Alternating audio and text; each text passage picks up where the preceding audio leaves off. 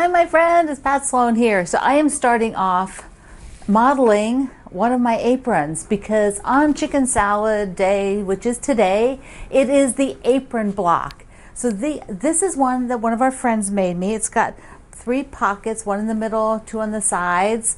So super cute with the coffee fabric and red, and the underside is red polka dots. And so I do have a few others. This was made by another friend. So this has the camera fabric I adore. Look at that camera fabric. Isn't that cute? So this, oh, she signed this one. Yeah, that's what I thought. This is from my friend Linda. So isn't that cute? Look, look, look. And then I have 2 that were given to me. I believe Jane, my friend Jane Davidson, gave me this one with the koala bears. And then I have another one, and I think this one was a gift as well. It still has the attached tag, so I haven't worn it yet, but there's one. Isn't that pretty? So that was a gift. That was a gift as well. It's got the same kind of nice adjustable strap, so that's super, super, super nice. All right. So how many of you are apron people? Are you apron people all the time? If you know designer Janet Claire, my friend Janet Claire, she actually wears an apron when she's in work mode. So for her, she puts on this linen apron that she's done embroideries on. It's really cool. And she uses it for kind of work mode. Over the years, I have gone in and out of using aprons. Sorry, I think I bumped the mic there. I've gone in and out of using aprons, and I will use them when I cook sometimes. I don't use them for work, like to, some people might, because you got great pockets, you can put stuff in here when you're doing, doing stuff in your room. It might be a great option for you. Okay, well, we are going to look at the fabrics for the apron block for chicken salad. I'm going to see how much other stuff I get done, and I think then we're going to do a little behind the scenes stuff that I tape because I am short on time. This is going to happen sometimes. I am very short on time for this video. I will not make the block for the apron. I'm just going to pick the fabrics. I will make it in the evenings here and show it on Monday. But I need to get this filmed today, which is actually I'm at 5 p.m. on Thursday. Because, 5 p.m. on Wednesday, because on Thursday, there's a lot of the hours of Thursday I'm not available. I'm not going to be able to work on a video at all. And so I need to pretty much get everything done now. So that is real life, real life. So let's first go on the back side and take a look at the fabrics for chicken salad. We're on block number 11. I just can't believe it. This has gone so quick. It's been so fun. So we are on this quilt here. It's the apron block, and it is called Mama's Apron Block. It's hard to find the blocks I find in here because I don't know what they're named, and so I have to just keep searching. I'm sure you've felt the same thing. This one was on page 86 if you don't want to search. So there's Mama's Apron Block, and this is from the book. The book version is pink with turquoise, and it has that big red rickrack on it. The one that the Fat Quarter Shop did that I had here on loan that I'm using for all of mine is also pink with turquoise pockets and trim. So, before we go, so the chicken this month is, it's actually this week, it's not this month, is it? It's Pearl. This is Pearl, and then there's just one more chicken. So if you were doing the chicken applique blocks instead of the piece blocks, that is what you'll be making. So here are the blocks. It is the pink for the main part of the apron, and then the pockets and the strap and everything else are this turquoise. I'll just stick this over here. And then there's this jumbo rickrack. Remember I showed that to you? Because I couldn't use it for the cord on the iron, on the, what was I doing? Yeah, whatever it was. I couldn't use that for the cord because it's too wide, but it's perfect for this, and I guess that's what I got it for. It's trim on there. Now I am going to do the pockets in this bigger print. So I will do the, the waistband thing and the neck thing in this, straps, that's the word. And then I'll do the pockets with this little bit bigger print and the rickrack. But I am going to do all of that over the weekend. So I will cut it and put it together over the weekend. I also have, let me show you the fabrics for the sashing that goes around this block. That's the other thing, but I got to show you this stack. That's, ooh. Okay, but first let me do this. I'm digressing. I'm digressing as usual. All right, so our sashing for this, here I've got them all laid out so we can see them. So we have the pots and pans hanging on the rack, the cherries in blue. The plate rim is pink. That's the one that was on the digital. So it's the pink. There's two versions of this. This is the pears that's on white with the gold pears, and then the tossed kitchen items. So there is the sashing for this guy. Okay, now while we're down here, let me just show you how easy it is. Where is it? Remember this rotary cutter that I said yesterday? You know, it's got a bad blade I need to fix. So let me just show you that. Hold on. I use these Olfa rotary cutters that are quick release. This is a quick release. I'm going to show you that. I also love the endurance blades.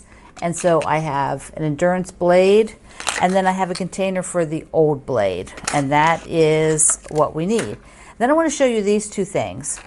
For your old blades, these are thread cutters. There are two different styles of thread cutters from the Gypsy Company. I think they're both.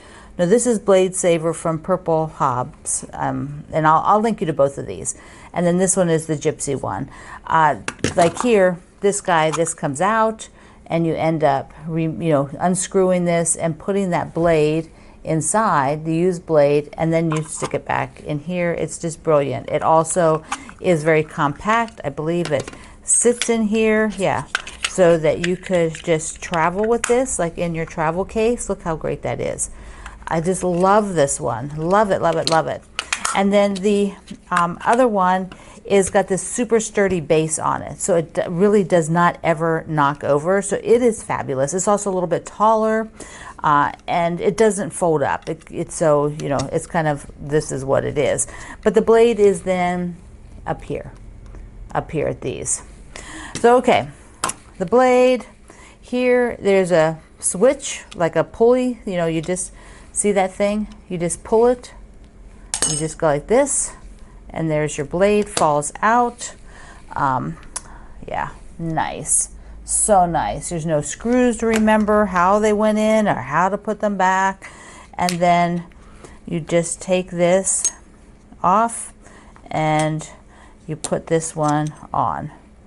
Now before I put that one on, I will take like a pin and go into those little crevices there and clean them, because they are dirty. There is dirt that gets in there.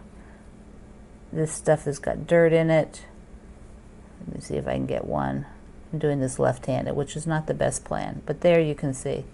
You can see some of the dirt come out. See that? Just the dust and crap gets in there. Okay, so you can clean that. Same here is if you've got check it, because there is dust and stuff that goes in here. See that? See that there? That goes in here. There's some in here. See that one? You want to get all of that out. You just get a pin and do that. Then take your new rotary blade, your new blade, put it on top of the little stand. You don't need to pick it up like that. This will go in the old case. You put, upside down. You put it down like this, and then just lock it. And there you go. It is super safe. I had that open because I was cleaning it. Super safe, and you're all ready. And I highly recommend that you take a look at these blade holders for chain piecing, cutting threads and everything. I have both of them out, and I just think they're fantastic. Okay, let's... I want to show you this stack of stuff that it is like the things I have to get done this weekend. So I will be working on that stuff all weekend. And one of the interesting things is people ask me, like, what did I do on the weekend? And, I I pretty much do the same thing I do all the day. Also, it's like if I'm going to take time off and go do something, it is almost always during the week, not on the weekend, because I live in a very populated area. It's very busy. There's always a lot of people doing this or that, and if I don't have to get into the fray and I can do the things I want to do when there's less traffic and less people there, unless it's an event, of course it's only on the weekend, but if I can do those things during the week, I do everything during the week, which is why I'm not available most of Thursday to tape for Friday. So I have to tape today and get it ready, because I'm not very far in advance. Sometimes I film and I put the pieces together and it's then done way in advance, but right now I'm not at that spot. So when I've worked for myself for 24 years, full-time, 24 years. And when you work for yourself and you have the kind of business where most of the time I've worked on the weekends because I've done events and things like that, or I'm back from events and now I have to do the other work at home on the weekends. And I just pretty much work every day. There isn't a day that I don't work. I'm doing something for my business, but I enjoy it. It's also my hobby. I have other hobbies, but I just fit them all in. I don't have a traditional work schedule. I haven't had a traditional work flow or work schedule for 24 years. So however you think about a regular job, 9 to 5, Monday through Friday, that's not been my life for a very, very long time. Instead, I just work every day on something and then take off when parts of the day, or maybe most of the day occasionally. It's just a whole different mindset and workflow. So when you ask me, what I do this weekend, I'll just say, well, I did what I always do. It's like I don't say, and I don't have those kinds of days that you are thinking I have. Anyway, I just wanted to tell you that because I kind of feel bad when people ask me, because I don't want to make it up. I don't want to tell you I did something I didn't do. But I also don't work like you're thinking I work. It's just not that way. Okay, so I'm rambling. Sorry about that. But I've been thinking about this for a very long time. And so there it is. I'm going to go show you the stack of stuff I need to do. Let's go over there. This needs to be worked on as soon as possible, ASAP. First of all, here is our Critter Quilt number 2, which has a location to go to. So I need to put that little border on it. I need to then make the backing and make the binding and take it to get long-armed. So that has to happen for this. Here is the Barn Star. It needs to have a border put on it and the backing made, and decide if I'm getting it quilted now or it's just going to wait for a while. It may wait for a while. Below is the Christmas stars, went from Wendy's pattern, and I need to cut backing for that and binding. And then we'll look at it on Tuesday. This is the Star Cake. That's with the ballerina fabric, the ballerinas, there they are. This I just need to bind. Yay, easy one. So those 4, plus then I need to film in advance and cut the next blocks, because there's quite a few of them to make for the next section of the Quilted Witch, and I want to get them cut so that I have them ready. And then I need to get through here, this stack, and these things to show you at some point. I don't know, how much time do I have left on this video? Maybe I can show you something from that instead of, no, I want to do a little behind the scenes that I filmed a while ago. So we're going to go ahead, I'm going to do that little behind the scenes now. The behind the scenes is when I just filmed sort of getting ready to do a big project on my table, and how I had to shuffle things around and get ready and sort of make a little nest for working for a little bit. So I hope you enjoy it. Take a look. So when getting ready to do that binding, and probably any binding, I am going to be sitting here a little while, so I want to listen to something, and I can't really watch something while I'm doing binding because I need to be looking down, so it has to be something I can kind of listen to. And so my tablet, I use a Fire tablet, and I've got this great extra stand, didn't come with it. The tablet case has a stand, but I prefer this one well, I go watch the videos horizontal, but I need someplace to put it because when you're at your table, you know, all of this surface right here is going to have the quilt. Of course, no cords, but it'll have the quilt all the way, you know, hanging here. And then the camera, you can see, here's the ironing board. And I have this box of cords that has to sit up here too, all the cords for everything for the camera equipment. But what I want to do is I push this particular camera over onto the ironing board so that I have the space all the way to the edge and it's not sort of up against the camera equipment, because I really don't want the quilt pushing into the camera equipment. But then also, I want to have some place to put this tablet. And so my table has two extensions on the side. And let me get the other camera and show you that. So there's the camera I was just talking to. Here's the sewing machine and this extension that you can see when and there's the ironing board outside. But this guy here, I keep, you could put shelves in it. Like if you wanted to open it all the way up wide, it could open, all the way out. There's shelves in here, and you could have shelving in here if you wanted to store stuff. I just keep the top because this top is very useful and it's shut against those. But if you had tons of space, this could swing all the way out, and then you could have that could be a storage area instead, and you would see your drawers there. But on this side, there's underneath foot pedal and all that, my koala chair.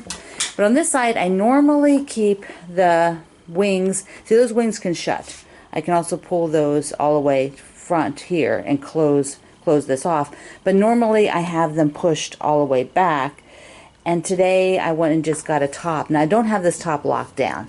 It is just sitting on here. But because I'm not going to bump it, I have the wheels locked. All I'm going to do is put the tablet there. The other thing I do sometimes is pull the rolling cart over. I pull that over and put the tablet on top. But today I thought I would just get this out. But normally this door is folded to the side and it doesn't take up space, because you can see I don't have a lot of space. My studio is really tight, so I can get through there, but I don't want to, I don't want to live that way. And this isn't locked down. I don't want to lock it down because you have to, screw it down so that you don't do what I just did there and lean on it. But for me, if I'm careful, just put the tablet on it. I won't put a drink on there just in case I accidentally do bump it. I don't want to spill a drink. So you have to get up and have your drink. So there's just a little look at how I'm setting everything up to work on. Here we go. Here we go. The binding for Critter Quilt #1. So we can get that to its new home. Now, doing the binding by machine does not take that as long as doing it by hand. With the bigger the quilt, of course, the longer it takes, just like anything. But I will be able to watch mostly listen to some YouTube videos on the tablet. Probably I might listen to Animal Crossing, people who are decorating islands, although I really like to see what they're doing on the Animal Crossing ones. Or I like to listen to the Organized Soprano, which is an organizing gal, or one of her other channels. She has 3 channels, and that's the kind of thing. Or I might find some other kind of documentary to listen to while I'm doing this. And other times I just sew and I just don't listen to anything. But today I feel like listening to something while I'm doing this, so I have to set everything up. Although, like I said, the fastest thing would just be to pull the cart over, but this doesn't take long. I do store this particular one out in the hallway, so I had to go get it out. But I'm thinking now I might just store it in here. I can slip it between. I have the top for this, the inset. This is the inset, but when the machine is down flat, I have a top that goes on there, and that's also stored kind of in that corner. I don't use that very much, but occasionally I want the whole top surface flat, and I put the machine down to do that. And maybe if I start using my Featherweight or my Sashiko machine, I will probably also do that. I might put the machine down so I can sew on this side versus sewing on the back side. Anyways, extended conversation on that. All right, so I'm ready to bind.